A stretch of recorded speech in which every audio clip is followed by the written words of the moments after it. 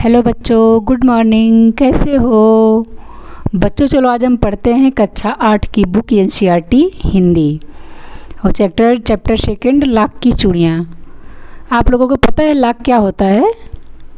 लाख एक प्रकार की धातु होती है, जैसे मतलब कांच में होता है एक धातु, ऐसे लाख भी एक धातु होती है। पहले लाख की चूड़ियाँ लोग बनाया करते थे, लाख की चूड़ियाँ ही लोग पहनते थे।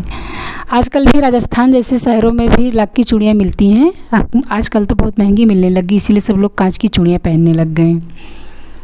फिर चलो हम फिर इस लाख की चूड़ियों के बारे में आप लोगों को बताते हैं।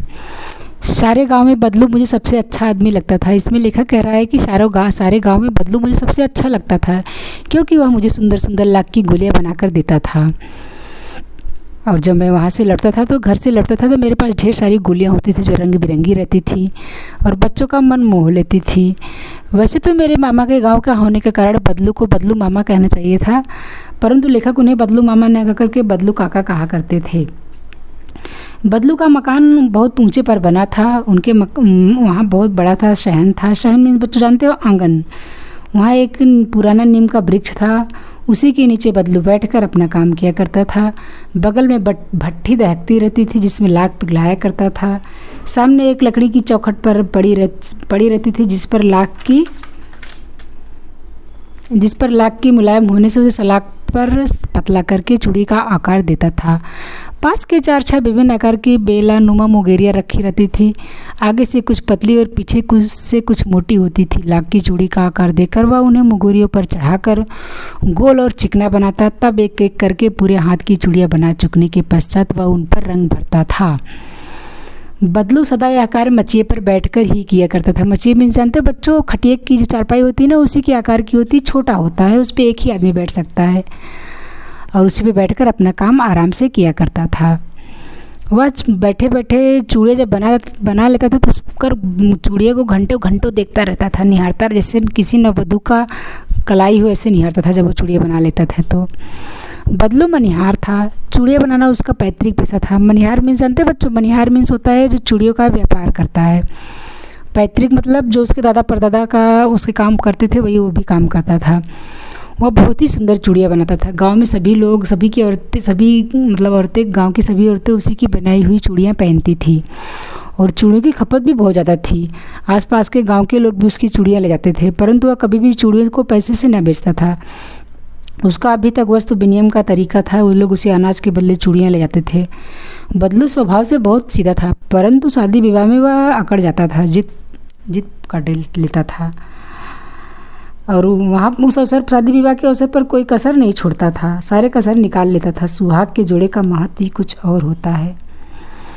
आप लोग देखे होंगे कि मतलब पहले तो ऐसा होता था कि जो शादी में सुबह दुल्हन जो नववधू चूड़ियाँ पहनती थी वो मनिहार ही पहनाया करता था और अपने मन मुताबिक पैसे लेता था।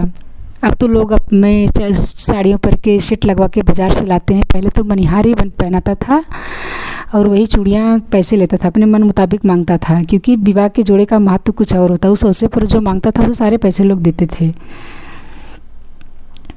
ये बदलू के संसार में यदि किसी चीज़ से चिढ़ थी तो वह कांच की चूड़ियों से ही चिढ़ थी।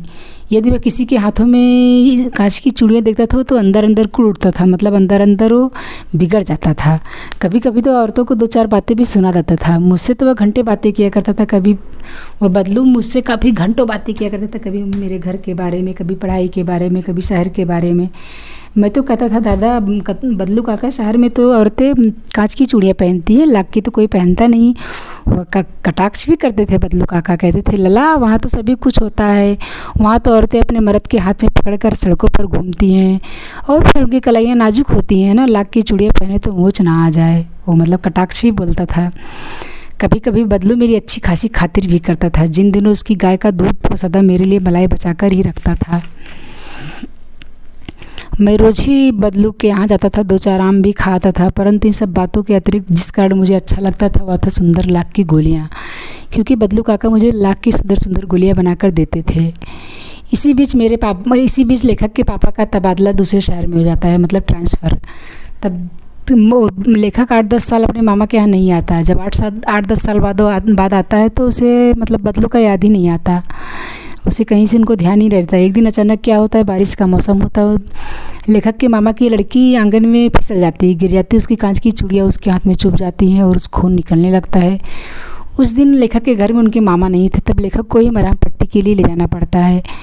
फिर जब लेखक मरहम पट्टी करवा के आते हैं तो उन्हें अचानक याद आता है कि अच्छा, पहले तो लाख की चूड़ियाँ बदलू बनाया करते थे, अब तो लोग किसी के हाथ में सबके कांच की चूड़ियाँ दिखती, लाख की चूड़ियाँ ही नहीं है। फिर वह घूमते घूमते बदलू के घर जाते हैं, देखते हैं, इधर उधर दृष्टि डालते हैं तो वहाँ कुछ दिखाई ही नहीं देता, ना मचिया ना भट्टी। फिर बदलू मामा कहते, काका नमस्ते।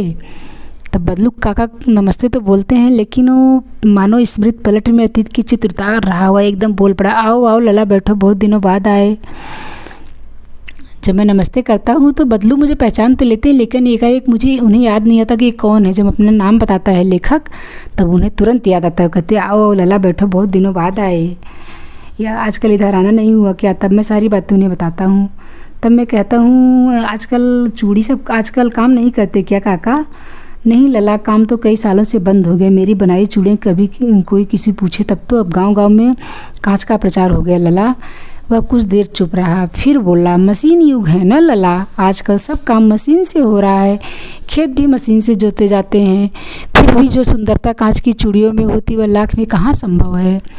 लेकिन कांच बड़ा खतरनाक। फिर लेखक कहता है, लेकिन कांच तो बड़ा खतरनाक होता है, जल्दी टूट जाता है। मैंने कहा नाजुक तो होता है। लला कहते कहते वह खांसता है, वह बहुत देर तक खांसता ही रहता है। लेखक को लगता है कहीं इसको तो दमा नहीं है, लेकिन लेखक की बातों को मतलब निगाह को देखकर ही समझ जाता है कि लेखक को लग रहा है दमा। वो कहा, नहीं लला, दमा नहीं है, मुझे फसली खांसी है, 10-15 दिनों में ठीक हो जाएगी।